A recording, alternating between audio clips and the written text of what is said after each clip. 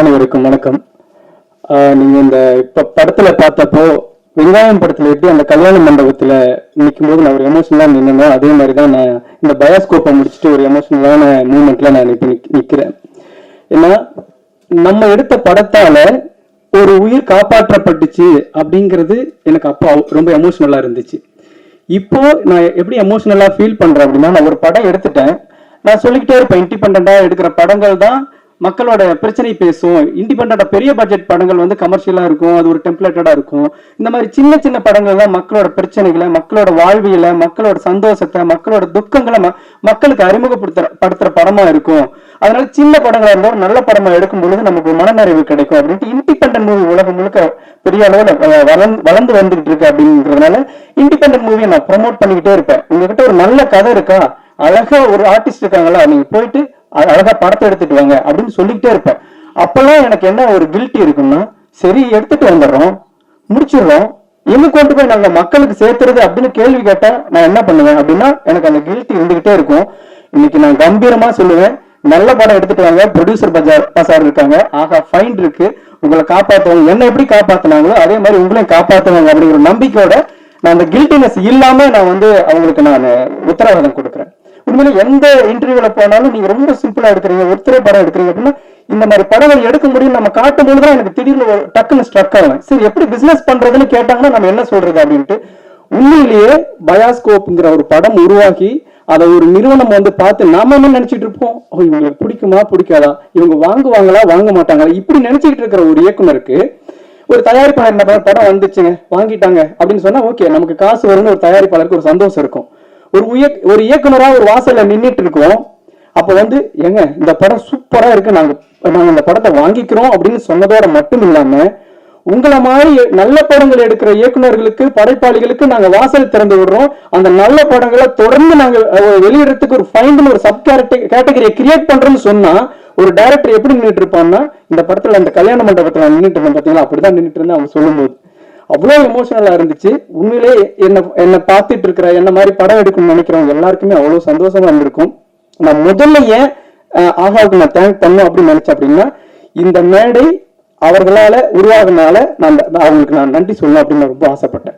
இப்போ வெறும் சும்மா ஒரு கப்பல், ஒரு மலைத்துளி அப்படின்னு வெறும் வார்த்தையா நம்ம பேசணும்னா ஓகே, அது ஒரு சாதாரண வெறும் வார்த்தை தான். ஆனா கடல்ல தத்தளிச்சுக்கிட்டு இருக்கிறவனுக்கு யாராவது வந்து கை கொடுக்க மாட்டாங்களான்னு நினைச்சுக்கிட்டு கடைசி உயிருக்கு போராடிக்கிட்டு இருக்க ஒருத்தனுக்கு ஒரு கப்பல் அப்படின்னு சொன்னா, ஒரு கப்பல் வருதுன்னு சொன்னா அவனுக்கு எப்படி இருக்கும், அது ஒரு சாதாரண வார்த்தை தான். அந்த மாதிரிதான் எனக்கு ப்ரொடியூசர் சார் வந்தாங்க. நான் ரொம்ப வெங்காயம் படத்துக்கு எப்படி நீங்க எல்லாம் பாத்தீங்களோ இந்த படத்துல அதே ஸ்ட்ரகிள் தான் இந்த படத்துக்கு எனக்கு தொடர்ந்து இருந்துச்சு.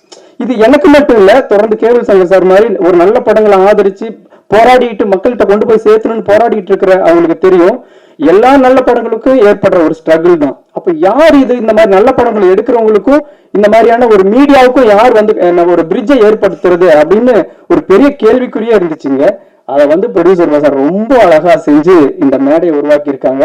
அவங்களுக்கும் நான் நன்றிகளை தெரிவிச்சுக்கணும். நான் ரிவர்ஸ்ல போறேன், ஏன்னா எங்கிருந்து தொடங்குச்சோ அப்படி ஆறுனா வரதவரை நான் ரிவர்ஸ்ல போறது எனக்கு ரொம்ப பிடிச்சிருந்துச்சு. அப்போ அடுத்தது எனக்கு உண்மையிலே அதியமான் சார் மாதிரி நான் கஷ்டப்பட்டு வெங்காயம் படம் முடிச்சுட்டு நான் ஒரு படம் ஆரம்பிக்கணும் அப்படின்னு தொடங்கும் பொழுது, நீங்க வெங்காயம் ஒரு நல்ல படம் பண்ணிருக்கீங்க, அடுத்ததும் நீங்க நல்ல படம் தான் பண்ணுவீங்கன்னு Athiyaman sir, Ardhanariswaran, Omram Yoga Guruji, Senthil sir, Prema madam, நிறைய பேர் நான் பேர் மறந்துடுவேன். அந்த மாதிரி நிறைய நீங்க வாங்க, நீங்க பண்ணுவீங்க, நல்ல படம் பண்ணுவீங்கன்னு சொல்லிட்டு என்னை வந்து என்கரேஜ் பண்ணாங்க. நான் உங்களுக்கு இந்த இடத்துல நான் ரொம்ப நன்றி சொல்லிக்கிறேன். அது எல்லாத்தையும் தாண்டி மியூசிக் டைரக்டரை பத்தி நாங்க சொல்லி ஆகணும். நான் ஒரு இன்டர்வியூல சொன்னேன், நீங்க இளையராஜா சார்கிட்ட வந்து என்ன மாதிரியான இசை, எப்படி அவருக்கு இசை வெளிப்படுது அப்படின்னா, அவருடைய இசை ஞானம் இசையா வெளிப்படுது. ரகுமான் சார்கிட்ட இசை ஞானமும் பிளஸ் டெக்னாலஜியும் சேர்ந்து ஒரு இசையா வெளிப்படுது. ஆனா தாஜ்நூர் சார்கிட்ட பொறுத்த வரைக்கும் அவருடைய நேர்மையும் அறமும் தான் இசையா வெளிப்படுது அப்படின்னு நான் நம்புவேன் எப்பவுமே. அவர் மாதிரி ஒரு நேர்மையான உண்மையான ஆளு நான் ரொம்ப நாள இந்த சினிமால இவ்வளவோ ஸ்ட்ரகிளுக்கு அப்புறம் நான் கடந்து வந்திருக்கேன். என்னைக்கு சந்திச்சும் போது அவர் மேல ஏற்பட்ட ஒரு அபிப்பிராயம் எப்படி இருந்துச்சோ அப்பவே அதே இத்தனை வருஷம் கழிச்சும் அப்படியே இருக்கு அப்படிங்கிறது எனக்கு ஒரு பெரிய ஆச்சரியமா இருக்கு. அவ்வளவு ஒரு சிறந்த மனிதர் முதல்ல, அதுக்கப்புறம் மிகச்சிறந்த ஒரு இசையமைப்பாளர். ஏன்னா இந்த படங்கள் தான் தொடங்கி வச்சிருக்கு 2025. நீங்க வேணா நான் இந்த 2024 இறுதியில நான் உங்ககிட்ட ஒரு உத்தரவாதம் கொடுக்குறேன். 2025 ஒரு முக்கியமான அவார்டு வழங்கக்கூடிய ஒரு விருது வழங்கக்கூடிய ஒரு நிறுவனம் ஏதாவது தேர்ந்தெடுக்கும் போது முதல் ஒரு 3 இயக்குனர் இசையமைப்பாளர்கள் பட்டியல கண்டிப்பா தாஜ்மஹல் சார் இருப்பார். நான் அவர் அடுத்தடுத்து வச்சிருக்கிற படங்களை நான் பார்த்துக்கிட்டு இருக்கேன். அதே மாதிரி நம்மளாம் உண்மையிலேயே சின்ன வயசுல இருக்கும் பொழுது பாக்யராஜ் சாரோட படங்கள்ல ஒரு 5-6 சின்ன பசங்க எல்லாம் இருப்பாங்க. எப்பவுமே அவரோட படத்துல அவர் கூட இருப்பாங்க, சின்ன சின்ன பசங்கள் இருப்பாங்க.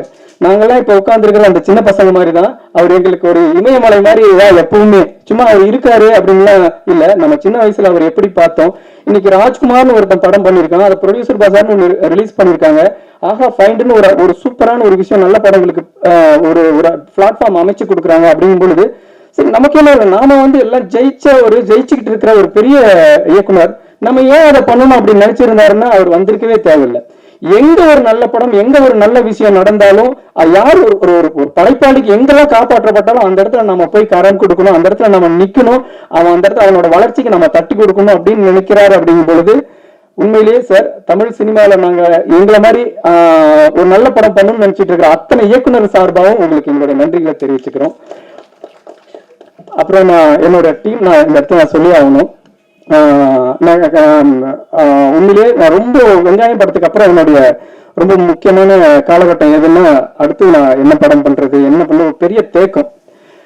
எல்லாருமே ஒரு இன்டர்வியூல சொல்லுவாங்க, எனக்கு இந்த ப்ரொடியூசர் இல்லைன்னா எனக்கு லைஃப் இருந்திருக்காது, இந்த டைரக்டர் இல்லைன்னா எனக்கு லைஃப் இருந்திருக்காது, ஒரு குடும்பத்துல யாராவது ஒருத்தர் இல்லைன்னா லைஃப் இருந்திருக்காது அப்படின்ட்டு.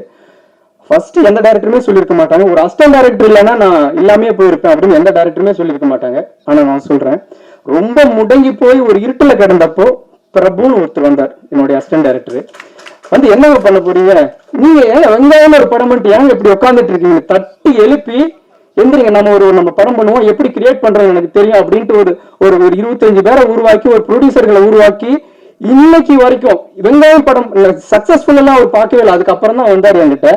எப்ப நான் டவுன்ஃபாலுக்கு போறனோ அன்னைக்கு இத்தனை வருடமும் நீ ஜெயிக்காம உன்னை விட்டு போக மாட்டேன்டான்னு ஒருத்தர் கங்கணம் கட்டிக்கிட்டு இந்த இடத்துல கொண்டாந்து நிறுத்துற வரைக்கும் அவங்க குடும்பத்துல இருக்கிற பிரச்சனைகள், அவங்களோட தனிப்பட்ட விஷயம் எதை பத்தியுமே கவலைப்படாம இன்னைக்கு நான் இந்த இடத்துல நிக்கிற வரைக்கும் அவர் கை கட்டிக்கிட்டு வேடிக்கை பாக்குறாரு. அப்படின்னா ஒரு அசிஸ்டன்ட் டைரக்டர் காப்பாற்றப்பட்ட, ஒரு உதவி இயக்குனராக காப்பாற்றப்பட்ட இயக்குனர்ங்கிறத நான் பெருமையா சொல்லிக்குவேன். அதுல எனக்கு எந்த விதமான தயக்கமும் இல்லை. ரொம்ப நன்றி பிரபு. அதே மாதிரி கூட இருந்து ரிலீஸ்க்கு வேலை செஞ்சுட்டு இருக்க முரளி, குப்புசாமி மாதிரியான வாங்க பிரபு, வாங்க பிரபு.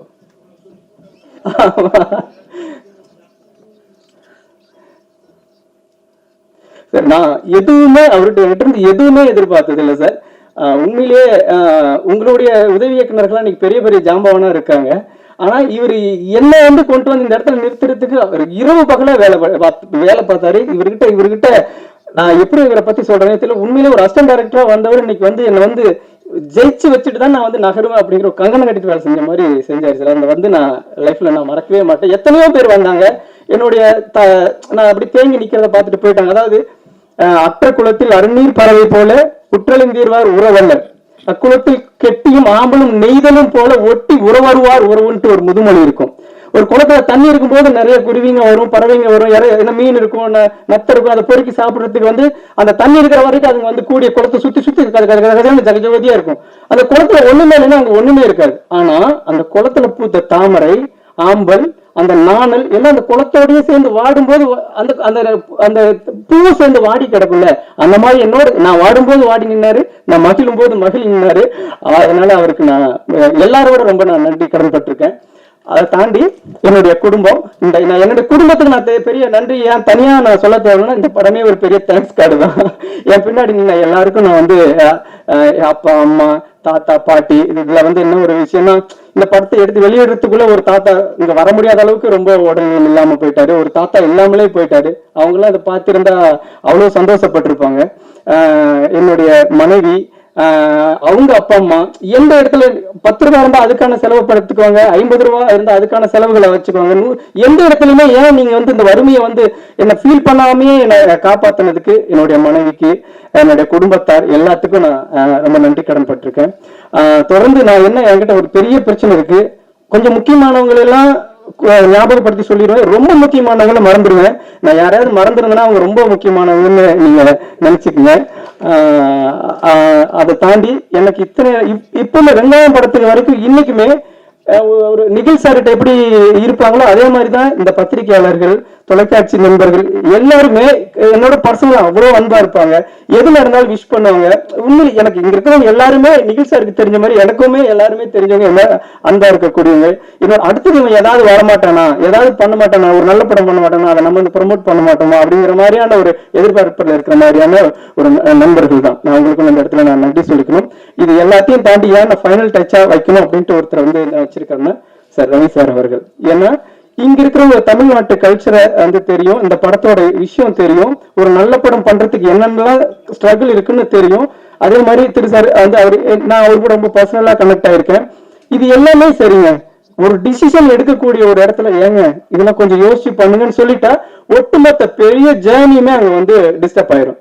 ஓகே, இது வந்து நம்ம கை விட்டுறலாம் அப்படின்ட்டு அவங்க வந்து மிஸ் பண்றதுக்கு வாய்ப்பு இருக்கு. சார், நீங்க இருக்கிற உயரத்துக்கு நீங்க தமிழ்நாட்டில் இருக்கக்கூடிய லட்சக்கணக்கான அசிஸ்டன்ட் டைரக்டர்ஸ் இருக்காங்க, ஆயிரக்கணக்கான என்ன மாதிரி நல்ல புது டைரக்டர்ஸ் இருக்காங்க. அவங்க எல்லாமே உங்களுக்கு தேங்க் பண்ணுவாங்க சார். இந்த பிளாட்ஃபார்ம் வந்து நம்ம பிளாட்ஃபார்ம் கூட சொல்லக்கூடாது, இது ஒரு ஃபிளைட்னு தான் சொல்லணும். எங்களை மாதிரியான ஆட்கள் எல்லாம் நீங்க உயரத்துக்கு ஹைட்டுக்கு கொண்டு போய் நிறுத்திருக்கீங்க. ஃபைனல் டச்சா உங்களுக்கு நன்றி சொல்லணும்னு தான் நான் அவங்கள இது வரைக்கும் நான் சொல்லாம இருந்தேன். இந்த படம் நான் ரொம்ப நாள் கழிச்சு வந்திருக்கு. அடுத்து என்னுடைய 2 படங்களும் வரப்போகுது. நான் ரொம்ப நாளா வெயிட் பண்ணிட்டு இருந்தாலும் நல்ல நல்ல படங்களோட தான் நான் உங்களை வந்து சந்திப்பேன். தப்பான படம் பண்ண மாட்டேன். சின்ன படமா இருக்கலாம், எனக்கு இருந்த பொருளாதாரத்தை வச்சு நான் சின்ன படம் பண்ணிருக்கலாமே ஒழிய எக்காரணத்தை கொண்டும் பத்திரிகையாளர்களோட நம்பிக்கை வீண் போகிற அளவுக்கு நான் தப்பான படம் பண்ண மாட்டேன் என்னைக்குமே.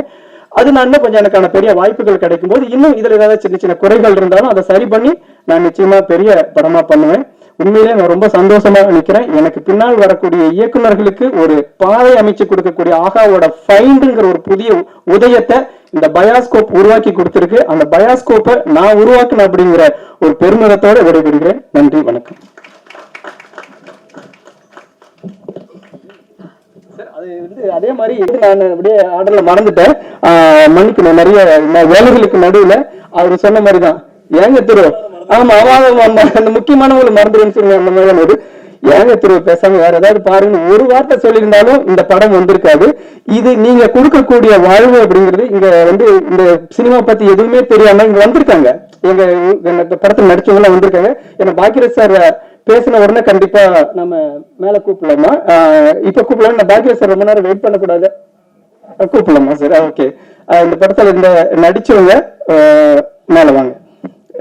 உதவி இயக்குநர்கள் எனக்கு உதவியா இருந்தவங்க எல்லாம் கொஞ்சம் மேல வாங்க. டக்குன்னு கொஞ்சம் சார் ரொம்ப நேரமா வெயிட் பண்றாரு. நம்ம அவருடைய சூழல் புரிஞ்சுக்கிட்டு நம்ம வந்து கொஞ்சம் டக்குன்னு வந்துடலாம். உங்களுக்கு அறிமுகப்படுத்துறதுக்காக தான்.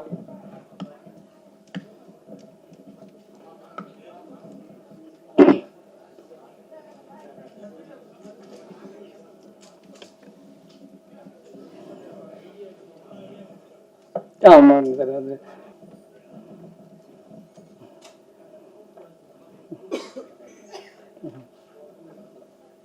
வாங்கம்மா டக்குன்னு.